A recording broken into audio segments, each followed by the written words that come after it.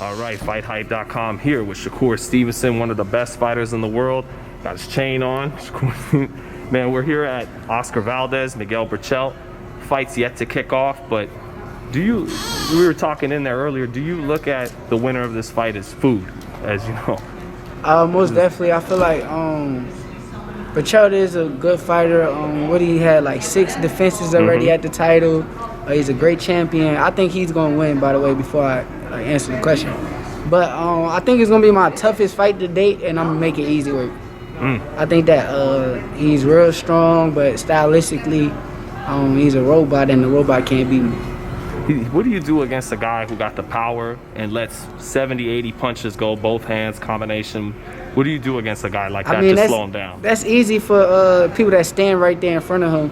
And then you got to also realize, like, you can't name no fighter in boxing that just walk to me without, okay, he ain't got no power for me, I'm going to just walk through him. And they don't do that because I got something on my punches. They know that if they play the wrong way, they going to end up getting knocked out too, or something else. They gonna feel something for sure. So I feel like I say, a robotic fighter, great fighter. Don't get me wrong. He do what he do, and what he do, he does best. But I don't think that is enough for somebody like me. You don't stand there with them kind of guys. You get them angles and get them feet work, speed, different stuff that they don't usually see, and that's what's gonna separate me whenever I do fight him.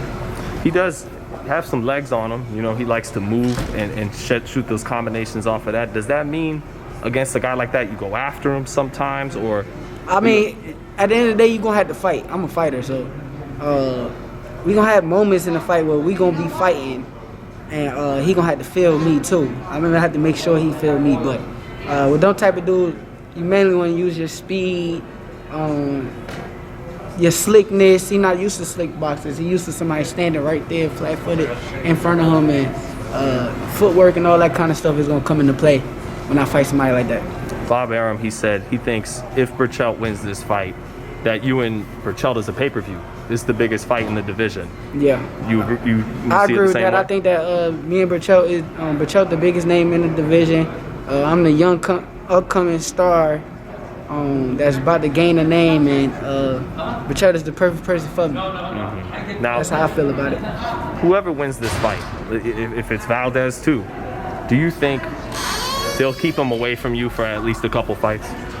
Well, personally, I want Berchelt to win because me and Berchelt never been at the table to fight each other, whereas me and Valdez been at the table several times.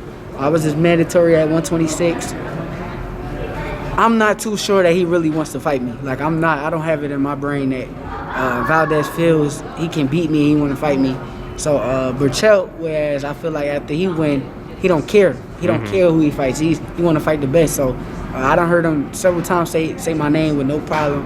I think it'll be an easy fight to make. So yeah, whoever, if Valdez win, we want Valdez too, but I just don't feel Valdez want to fight me as much as I would want to fight him. When do you think you'll be back to the ring, Shakur? I should be back in May time. That's a quick turnaround. Good. Yeah. If it was up to me, I'd be back in March. Like, I would rather be right back, but it's a business to the sport. We need the names also, and the people who want to fight, and everything got to make sense. So we'll be back around May. What's this period like where you feel you're ready, and people who know boxing, they probably even favor you over the rest of the division, but you gotta wait. You gotta stay and watch the Valdez-Berchelt fight. What's that like? It's cool. I guess it's giving me time to work on my patience. I gotta be patient at the end of the day, and I know that the big fight is coming. A lot of people want to say certain things about me, but they don't understand that if it was up to me, I'd have fought Valdez when I was his mandatory, or I'd have fought Warrington when me and Warrington was set to fight each other, and they try to give me chump change, and then you got the fans that'd be like, okay, well, Tio fought Lomachenko, and Lomachenko said, okay, because Tio wasn't gonna fight Lomachenko. Lomachenko said, okay, I'll pay him some of my purse, and let's make the fight happen. You gotta realize we gotta feed our family too. I can't make the same for fighting a Toka Khan as I fight Josh Warrington. Like, Josh Warrington, a way bigger name, well, before he lost. So, but that's just like me like telling y'all like how I feel about certain things about it. So It sounds like you would still be open for that Lomachenko fight. If yeah, he's coming actually back. that's who I really want to fight because a lot of people say that Lomachenko was too small for Tio and 135 was a big push with real 135 pounders, and that's why he started struggling in the later fight. So I don't mind if he want to come down to 130. I want that fight. That's the fight that I want because I want to show everybody that I can beat him just as bad, if not worse, than Tio did. Right, in that 130. Yep, at 130 is at his comfortable weight class.